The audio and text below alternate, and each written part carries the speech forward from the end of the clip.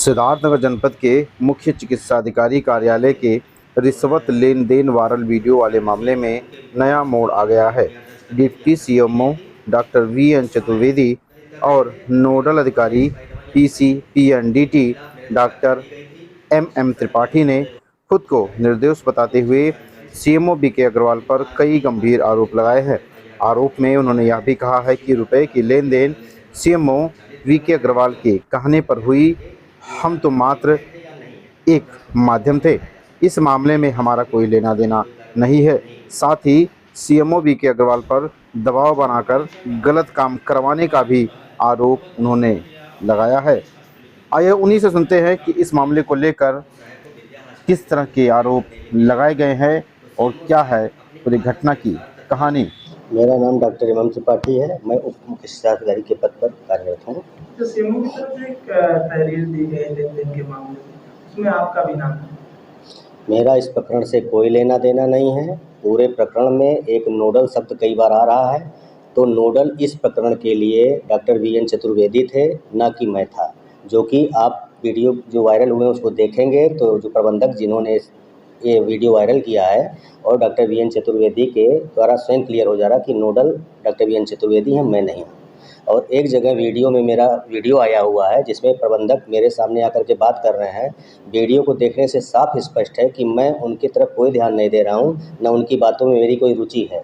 मैं अपने कार्य में मगन था और उनके द्वारा जब कुछ लेन देन संबंधी किया गया तो मैंने कहा जाइए, उधर जा करके जो लेना देना दीजिए। सीएमओ ने तहरीर में भी कहा है कि जो भी मामला हो हमारे चैम्बर का नहीं है, कमरा नंबर 4 का है, जो आप लोगों को अलॉट हो जहाँ पर बैठे। वो वीडियो जो वायरल हुआ आप लोगों के पास भी है, जहाँ पर मुख्य चिकित्सा अधिकारी महोदय, प्रबंधक, उस संस्थान का प्रबंधक और डॉक्टर वीएन चतुर्वेदी बैठे हुए हैं। पूरी बातचीत सबके सामने है। अगर वहाँ पर डॉक्टर वीएन चतुर्वेदी ये कह रहे हैं कि सर इसका काम नहीं हो रहा तो इसका पैसा वापस कर दीजिए, तब वहाँ पर मुख्य चिकित्सा अधिकारी महोदय यह कहते नज़र आ रहे हैं कि मैं आपसे बाद में बात कर लूँगा। क्यों? अगर पैसा नहीं लिए थे, अगर उनकी जानकारी में नहीं था तो उनको उसी समय इस चीज़ का खंडन करना चाहिए था। और जो टर्म उस समय नोडल का आ रहा था, तो मुख्य चिकित्सा अधिकारी महोदय को अगर नोडल मैं था तो मुझे वहाँ पर बुलाना चाहिए था। वो इसलिए नहीं बुलाया गया कि उनके द्वारा उक्त प्रकरण के लिए डॉक्टर वीएन चतुर्वेदी को नोडल नामित किया गया था, जो उनके सामने ही बैठे थे। इस पूरे मामले में आपका जबरिया नाम है। मेरा नाम जबरिया लिया गया। उसका रीज़न है क्योंकि मैं बार-बार इस पद पर कार्य करने से मना कर रहा हूं और मुख्य चिकित्सा अधिकारी महोदय जो दबाव में कार्य करवाते हैं उससे इनकार कर रहा हूं। तो मुख्य चिकित्सा अधिकारी महोदय कुछ कुंठा या विद्वेष की भावना रखते हैं, अन्य कोई चीज़ नहीं। यानी ये जो पैसे के लेन-देन का मामला है, ज़ाहिर है ये वसूली होगी बाहर। अब ये तो सीएमओ साहब जाने, डॉक्टर वीएन चतुर्वेदी और प्रबंधक जाने। मैं इस मैटर में कुछ नहीं कह सकता। डॉक्टर साहब एक क्वेश्चन ये था जो है वो खुल जाते थे, तो आखिर ऐसा क्यों होता था? इस प्रकरण मेरा ये कहना है कि जैसा भी आपने क्वेश्चन भी पूछा कि क्या कहते हैं, मैं करीब 28 से 30 हॉस्पिटलों पे कार्रवाई किया हूँ, जिनको सील किया गया है, वो भी मजिस्ट्रेट की मौजूदगी में सील किया गया है। उसकी आख्या सीएमओ साहब को दे दी गई है और वो सील खोलने का अधिकार सिर्फ मुख्य चिकित्सा अधिकारी महोदय को होता है, मुझे नहीं होता।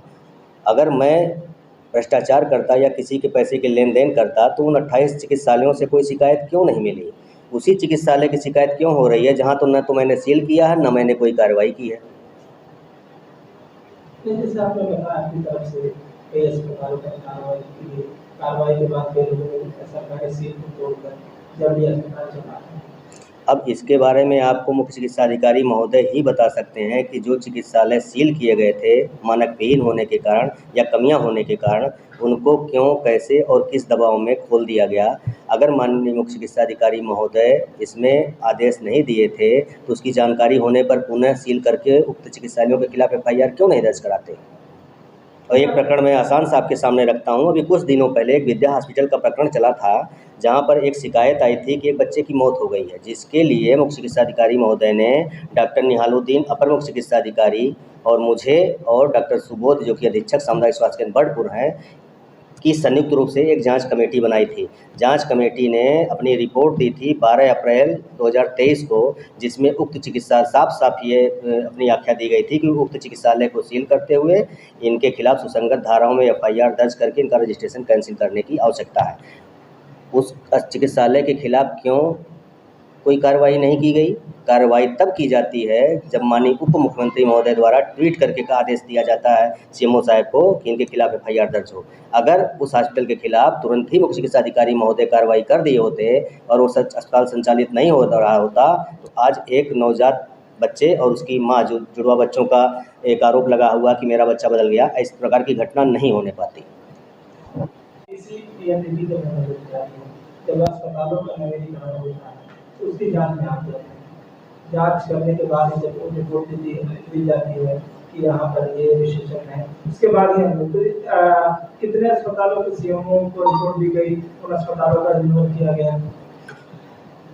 शुरुआती दौर में मेरे द्वारा करीब 57 चिकित्सालयों का निरीक्षण किया गया था, जिसकी आख्या मुख्य चिकित्सा अधिकारी महोदय को दे दी गई थी और वो निरीक्षण मुख्य चिकित्सा अधिकारी महोदय ने ही मुझे नोट कराया था कि इन बिंदुओं पर निरीक्षण करना है और उसकी आख्या मैंने सीएमओ साहब को दे दी थी। लेकिन जब रजिस्ट्रेशन का चालू हुआ तो उसमें से कई ऐसे लोग थे जिनका रजिस्ट्रेशन नहीं होना चाहिए था, जो मेरी आख्या में थे, उनका भी रजिस्ट्रेशन करने के लिए दबाव बनाया गया।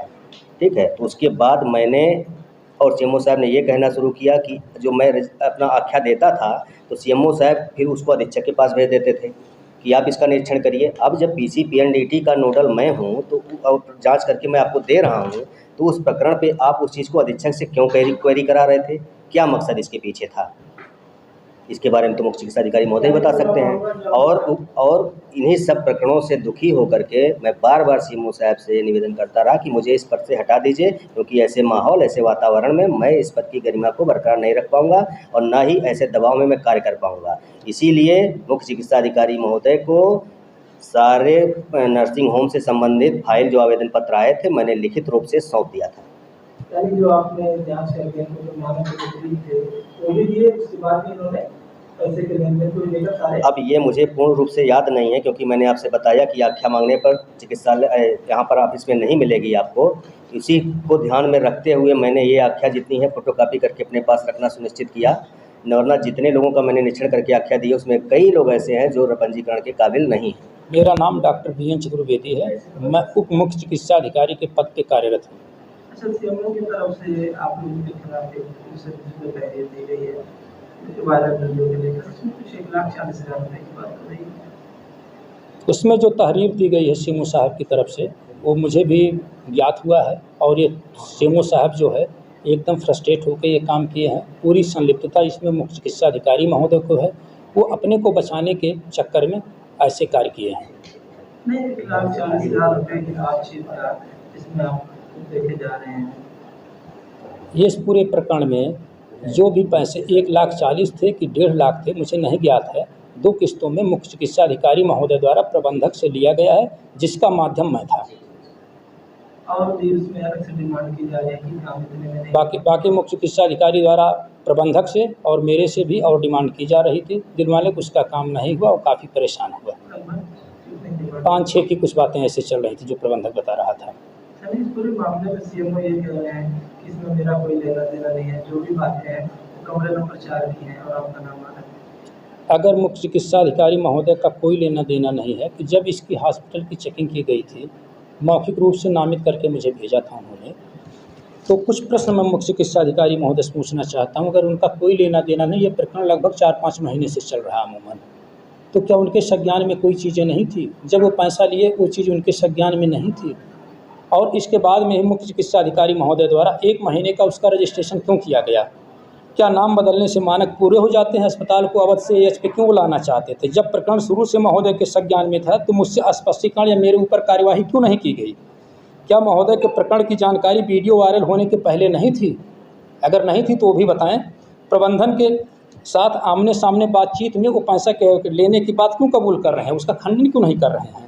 सीएमओ सर द्वारा स्वच्छंद होकर अपना काम किया जाता है और गलत तरीके से दबाव भी डालाया जाता है। चूँकि हम उनके अंडर कार्यरत हैं, इसलिए जो है उनके अनुसार कार्य करना पड़ता है। इस प्रकरण में मैं निर्दोष हूँ। मैंने अपने व्यक्तिगत स्वार्थ के लिए कोई भी लेन देन नहीं की है। जो भी लेन देन हुई है वो मुख्य चिकित्सा अधिकारी महोदय को सुपुर्द की गई है। जो भी तरफ से लेन देन हुई वो मुख्य चिकित्सा अधिकारी के निर्देश पे हुई। बिल्कुल, उनके निर्देशन पे हुआ है और सारी चीज़ें मुख्य चिकित्सा अधिकारी को दे दी गई हैं। मैंने गिन के देखा भी नहीं क्या अमाउंट है, क्या कैसे है। जैसे वो दिया वैसे मुख्य चिकित्सा अधिकारी महोदय पैसा दो किस्तों में मुख्य चिकित्सा अधिकारी महोदय को दिया गया है। ये मैं नहीं जानता कि कितना था। एक में कहा गया था कि एक के लगभग, एक में हमसे बताया नहीं गया था कि 40 है कि 50 है, मैं नहीं जानता। जैसे आपने बताया कि इस पूरे मामले में मैं निर्दोष हूं, मेरा बिल्कुल नहीं है, उसमें एक नाम आ रहा है एमएम त्रिपाठी जी का, तो क्या इस पूरे मामले में उनका भी? इसमें एमएम त्रिपाठी साहब से कोई लेना देना नहीं है। सीएमओ साहब की दुर्भावना देखिए, एक डॉक्टर शर्मा साहब हैं, उनका भी कोई खाली इस कमरे में बैठे थे, उनके खिलाफ भी उन्होंने एफआईआर दर्ज करा दी है। एमएम त्रिपाठी का लेना देना कोई नहीं है। इसमें सिर्फ 3 लोग हैं, एक प्रबंधक है, एक मैं हूँ, एक मुख्य चिकित्सा अधिकारी महोदय डॉक्टर बीके अग्रवाल साहब हैं। इसके अलावा किसी का कोई लेना देना नहीं है।